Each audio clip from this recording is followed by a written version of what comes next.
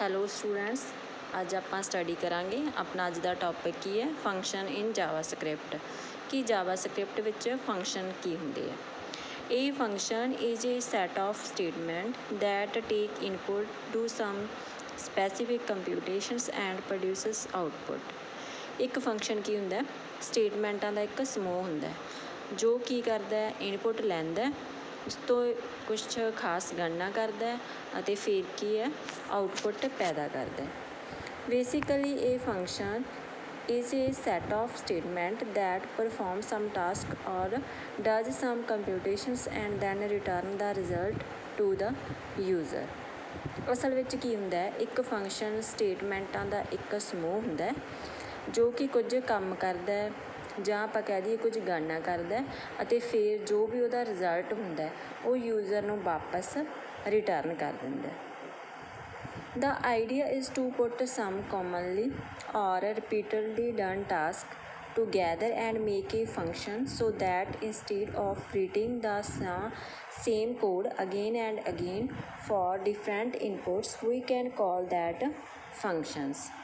Means ਕੀ ਹੈ ਕਿ ਆਮ ਤੌਰ 'ਤੇ ਜਾਂ ਬਾਰ-ਬਾਰ ਕੀਤੇ ਕਾਰਜਾਂ ਨੂੰ ਇਕੱਠੇ ਰੱਖਣਾ ਅਤੇ ਇੱਕ ਕਾਰਜ ਕਰਨਾ ਹੈ ਤਾਂ ਜੋ ਇੱਕ ਕੋਡ ਨੂੰ ਬਾਰ-ਬਾਰ ਲਿਖਣ ਦੀ ਬਜਾਏ ਵੱਖ-ਵੱਖ ਇਨਪੁਟਸ ਲਈ ਅਸੀਂ ਉਸ ਫੰਕਸ਼ਨ ਨੂੰ ਕਾਲ ਕਰ ਸਕਦੇ ਹਾਂ। ਮੀਨਸ ਇੱਕ ਵਾਰੀ ਅਸੀਂ ਫੰਕਸ਼ਨ ਲਿਖ ਲੈਂਦੇ ਹਾਂ, ਜਦੋਂ ਵੀ ਕੋਈ ਕੰਮ ਕਰਨਾ ਤਾਂ ਅਸੀਂ ਉਹਨੂੰ ਕੀ ਕਰ ਸਕਦੇ ਹਾਂ? ਉਸ ਫੰਕਸ਼ਨ ਨੂੰ ਕਾਲ ਕਰ ਸਕਦੇ ਹਾਂ। Like other programming language JavaScript also sports the use of functions. ਕਹਿੰਦੇ ਹੋਰ ਲੈਂਗੁਏਜ ਦੀ ਤਰ੍ਹਾਂ, ਹੋਰ ਭਾਸ਼ਾਵਾਂ ਦੀ ਤਰ੍ਹਾਂ ਜਾਵਾਸਕ੍ਰਿਪਟ ਵੀ ਕੀ ਕਰਦਾ? ਫੰਕਸ਼ਨਾਂ ਦੀ ਵਰਤੋਂ ਦਾ ਸਮਰਥਨ ਕਰਦਾ ਹੈ। You must already have seen some commonly used function in JavaScript like alert। ਕਹਿੰਦੇ ਤੁਸੀਂ ਪਹਿਲਾਂ ਹੀ ਜਾਵਾਸਕ੍ਰਿਪਟ ਦੇ ਵਿੱਚ ਆਮ ਤੌਰ 'ਤੇ ਵਰਤੇ ਗਏ ਕਾਰਜ ਜਿਵੇਂ ਕਿ ਅਲਰਟ ਫੰਕਸ਼ਨ ਨੂੰ ਵੇਖਿਆ ਹੋਵੇਗਾ। ਇਹ ਕੀ ਹੈ? ਜਾਵਾਸਕ੍ਰਿਪਟ ਵਿੱਚ ਇੱਕ ਬਿਲਟ-ਇਨ ਫੰਕਸ਼ਨ ਹੈ, ਪਰ ਜਾਵਾਸਕ੍ਰਿਪਟ ਸਾਨੂੰ ਯੂਜ਼ਰ ਦੁਆਰਾ ਡਿਫਾਈਨ ਫੰਕਸ਼ਨ ਵੀ ਬਣਾਉਣ ਦੀ ਆਗਿਆ ਦਿੰਦਾ। ਮੀਨਜ਼ ਜਾਵਾਸਕ੍ਰਿਪਟ ਦੇ ਵਿੱਚ ਕੀ ਹੈ? ਯੂਜ਼ਰ ਵੀ ਹੈ ਜਿਹੜਾ ਉਹ ਫੰਕਸ਼ਨ ਕੀ ਕਰ ਸਕਦਾ? ਕ੍ਰੀਏਟ ਕਰ ਸਕਦਾ। ਅਸੀਂ ਕੀਵਰਡ ਫੰਕਸ਼ਨ ਦੀ ਵਰਤੋਂ ਕਰਕੇ ਜਾਵਾਸਕ੍ਰਿਪਟ ਵਿੱਚ ਫੰਕਸ਼ਨ ਬਣਾ ਸਕਦੇ ਹਾਂ। ਮਤਲਬ ਫੰਕਸ਼ਨ ਬਣਾਉਣ ਦੇ ਲਈ ਕਿਹੜੇ ਕੀਵਰਡ ਦੀ ਵਰਤੋਂ ਕੀਤੀ ਜਾਂਦੀ ਹੈ? ਫੰਕਸ਼ਨ ਕੀਵਰਡ ਦੀ ਵਰਤੋਂ ਕੀਤੀ ਜਾਂਦੀ ਹੈ। ਜਾਵਾਸਕ੍ਰਿਪਟ ਵਿੱਚ ਇੱਕ ਫੰਕਸ਼ਨ ਬਣਾਉਣ ਦੇ ਲਈ ਹੇਠ ਲਿਖਿਆ ਸਿੰਟੈਕਸ ਯੂਜ਼ ਕਰ ਸਕਦੇ ਹਾਂ। ਕਿਹੜਾ ਸਿੰਟੈਕਸ ਆ ਜਾਂਦਾ?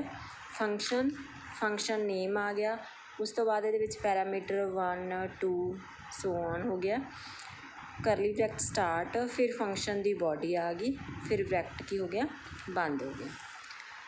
ਜਾਵਾਸਕ੍ਰਿਪਟ ਦੇ ਵਿੱਚ ਕੀ ਹੁੰਦਾ? ਇੱਕ ਫੰਕਸ਼ਨ ਬਣਾਉਣ ਦੇ ਲਈ ਪਹਿਲਾਂ ਸਾਨੂੰ ਕੀਵਰਡ ਫੰਕਸ਼ਨ ਦੀ ਵਰਤੋਂ ਕਰਨੀ ਪੈਂਦੀ ਹੈ। ਜਿਵੇਂ ਆਪਾਂ ਪਹਿਲਾਂ ਹੀ ਗੱਲ ਕੀਤੀ ਹੈ ਕਿ ਜਦੋਂ ਵੀ ਫੰਕਸ਼ਨ ਕ੍ਰੀਏਟ ਕਰਨਾ ਤਾਂ ਉਹਦੇ ਲਈ ਕਿਹੜਾ ਕੀਵਰਡ ਯੂਜ਼ ਹੁੰਦਾ?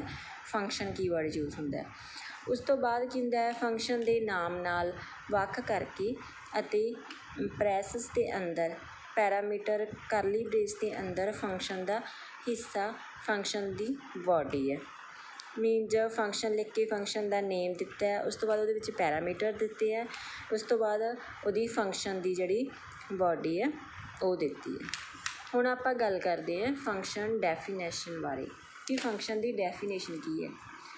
ਜਾਵਾਸਕ੍ਰਿਪਟ ਦੇ ਵਿੱਚ ਕੀ ਹੁੰਦਾ? ਇੱਕ ਯੂਜ਼ਰ ਦੁਆਰਾ ਡਿਫਾਈਨ ਫੰਕਸ਼ਨ ਦੀ ਵਰਤੋਂ ਕਰਨ ਤੋਂ ਪਹਿਲਾਂ ਸਾਨੂੰ ਇੱਕ ਬਣਾਉਣਾ ਹੁੰਦਾ, ਫੰਕਸ਼ਨ ਬਣਾਉਣਾ ਹੁੰਦਾ। ਅਸੀਂ ਜਾਵਾਸਕ੍ਰਿਪਟ ਵਿੱਚ ਫੰਕਸ਼ਨ ਬਣਾਉਣ ਦੇ ਲਈ ਉਪਰੋਕਤ ਜਿਹੜਾ ਸਿੰਟੈਕਸ ਹੈ ਉਹਦੀ ਵਰਤੋਂ ਕਰਦੇ ਹਾਂ। ਮੀਨਸ ਜੋ ਸਿੰਟੈਕਸ ਆਪਾਂ ਦੇਖਿਆ ਉਹਦੀ ਵਰਤੋਂ ਕਰਦੇ ਹਾਂ।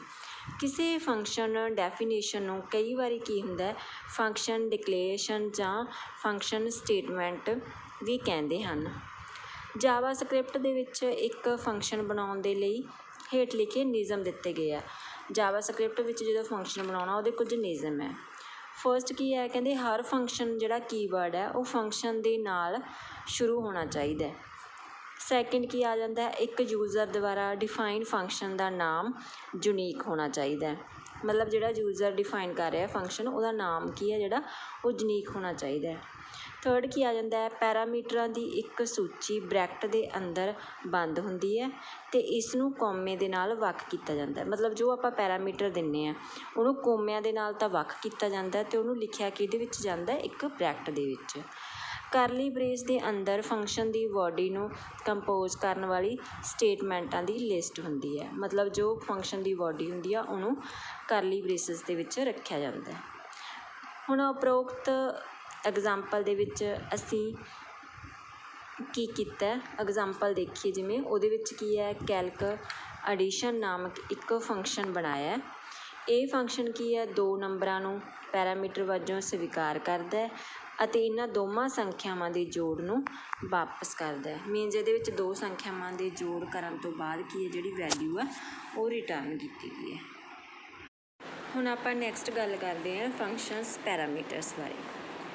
ਹੁਣ ਤੱਕ ਕੀ ਹੈ, ਅਸੀਂ ਜੋ ਫੰਕਸ਼ਨਸ ਪੈਰਾਮੀਟਰ ਆ ਉਹਨਾਂ ਬਾਰੇ ਬਹੁਤ ਕੁਝ ਸੁਣਿਆ ਪਰ ਉਹਨਾਂ ਬਾਰੇ ਵਿਸਥਾਰ ਵਿੱਚ ਵਿਚਾਰ ਨਹੀਂ ਕੀਤਾ ਗਿਆ। ਪੈਰਾਮੀਟਰ ਕੀ ਹੈ, ਇੱਕ ਫੰਕਸ਼ਨ ਨੂੰ ਦਿੱਤੀ ਵਧੇਰੇ ਜਾਣਕਾਰੀ ਹਨ। ਉਦਾਹਰਨ ਦੇ ਲਈ ਜੋ ਫੰਕਸ਼ਨ ਕੈਲਕ ਐਡੀਸ਼ਨ ਦਾ ਕੰਮ 2 ਅੰਕਾਂ ਦੇ ਜੋੜ ਦੀ ਗਣਨਾ ਕਰਨਾ ਹੈ, ਇਹ 2 ਨੰਬਰ ਜਿਸ 'ਤੇ ਅਸੀਂ ਵਾਧੂ ਕਾਰਜ ਕਰਨਾ ਚਾਹੁੰਦੇ ਹਾਂ ਇਸ ਪੈਰਾਮੀਟਰ ਦੇ ਤੌਰ 'ਤੇ ਇਸ ਫੰਕਸ਼ਨ ਵਿੱਚ ਪਾਸ ਕੀਤੇ ਗਏ ਹਨ। ਪੈਰਾਮੀਟਰ ਜੋ ਹੈ ਉਹ ਫੰਕਸ਼ਨ ਦੇ ਨਾਮ ਤੋਂ ਬਾਅਦ ਬ੍ਰੈਕਟ ਵਿੱਚ ਫੰਕਸ਼ਨ ਨੂੰ ਦਿੱਤੇ ਗਏ ਹਨ ਅਤੇ ਕੋਮੇ ਦੇ ਨਾਲ ਵੱਖ ਕੀਤੇ ਗਏ ਆ। ਮੀਨਜ਼ ਉਹਦੇ ਜਿਹੜਾ ਫੰਕਸ਼ਨ ਦਾ ਨਾਮ ਹੈ ਉਹ ਤੋਂ ਬਾਅਦ ਦਿੱਤੇ ਜਾਂਦੇ ਆ ਅਤੇ ਇਹਨਾਂ ਨੂੰ ਕੋਮੇ ਦੇ ਨਾਲ ਵੱਖ ਕੀਤਾ ਜਾਂਦਾ ਹੈ। ਜਾਵਾ ਸਕ੍ਰਿਪਟ ਦੇ ਵਿੱਚ ਕੀ ਹੁੰਦਾ ਹੈ, ਇੱਕ ਫੰਕਸ਼ਨ ਵਿੱਚ ਬਹੁਤ ਸਾਰੇ ਪੈਰਾਮੀਟਰ ਹੋ ਸਕਦੇ ਆ ਅਤੇ ਨਾਲ ਹੀ ਜਾਵਾ ਸਕ੍ਰਿਪਟ ਵਿੱਚ ਇੱਕ ਫੰਕਸ਼ਨ ਵਿੱਚ ਇੱਕ ਪੈਰਾਮੀਟਰ ਨਹੀਂ ਹੋ ਸਕਦਾ। ਮੀਨਜ਼ ਜਾਵਾ ਸਕ੍ਰਿਪਟ ਦੇ ਵਿੱਚ ਕੀ ਹੁੰਦਾ ਹੈ, ਇੱਕ ਫੰਕਸ਼ਨ ਦੇ ਵਿੱਚ ਬਹੁਤ ਸਾਰੇ ਪੈਰਾਮੀਟਰ ਹੁੰਦੇ ਆ ਪਰ ਇੱਕ ਜੋ ਪੈਰਾਮੀਟਰ ਹੈ ਜਾਵਾ ਸਕ੍ਰਿਪਟ ਵਿੱਚ ਉਹ ਨਹੀਂ ਹੁੰਦਾ। ਨੈਕਸਟ ਆਪਾਂ ਗੱਲ ਕਰਦੇ ਹਾਂ ਕਾਲਿੰਗ ਫੰਕਸ਼ਨ ਬਾਰੇ। ਇੱਕ ਫੰਕਸ਼ਨ ਨੂੰ ਡਿਫਾਈਨ ਕਰਨ ਤੋਂ ਬਾਅਦ ਅਗਲਾ ਕੰਮ ਕੀ ਹੁੰਦਾ, ਉਹਨੂੰ ਫੰਕਸ਼ਨ ਦੀ ਵਰਤੋਂ ਕਰਨ ਦੇ ਲਈ ਬੁਲਾਉਣਾ। ਮੀਨਜ਼ ਇੱਕ ਵਾਰੀ ਮੰਨ ਲਓ ਆਪਾਂ ਫੰਕਸ਼ਨ ਨੂੰ ਡਿਫਾਈਨ ਕਰਤਾ ਪਰ ਉਸ ਤੋਂ ਬਾਅਦ ਉਹਨੂੰ ਕੰਮ ਕਰਵਾਉਣ ਦੇ ਲਈ ਉਹਨੂੰ ਕੀ ਕਰਨਾ ਪੈਂਦਾ, ਕਾਲ ਕਰਨੀ ਪੈਂਦੀ ਹੈ।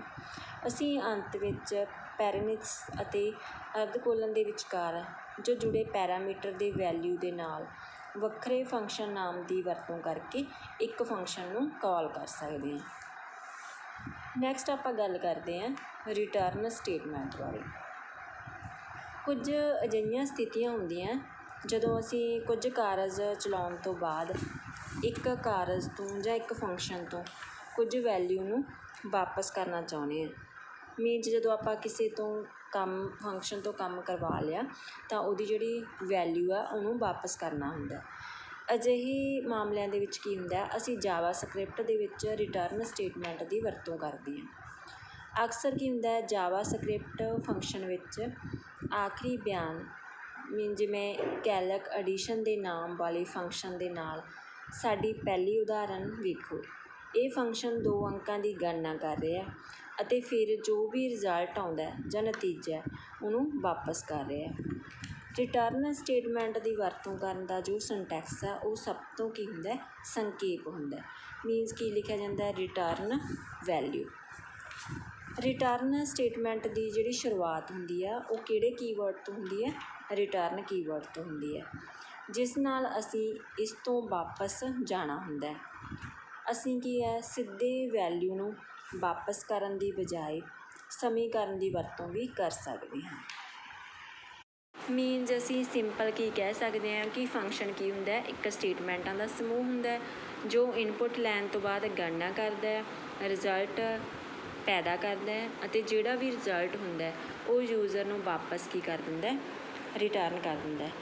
ਸੋ ਸਟੂਡੈਂਟਸ ਅੱਜ ਆਪਾਂ ਕੀਤਾ ਫੰਕਸ਼ਨ ਕੀ ਹੁੰਦਾ, ਫੰਕਸ਼ਨ ਦੀ definition, functions parameters, calling functions means ਆਪਾਂ ਫੰਕਸ਼ਨ ਨੂੰ ਇੱਕ ਪ੍ਰੋਗਰਾਮ ਦੇ ਵਿੱਚ ਕਿਵੇਂ ਕਾਲ ਕਰ ਸਕਦੇ ਹਾਂ ਅਤੇ ਰਿਟਰਨ ਸਟੇਟਮੈਂਟ ਬਾਰੇ ਕਿ ਜੋ ਵੀ ਆਪਾਂ ਵੈਲਿਊ ਹੁੰਦੀ ਹੈ ਉਹਨੂੰ ਆਪਾਂ ਕਿਵੇਂ ਰਿਟਰਨ ਕਰ ਸਕਦੇ ਹਾਂ। So thank you for watching.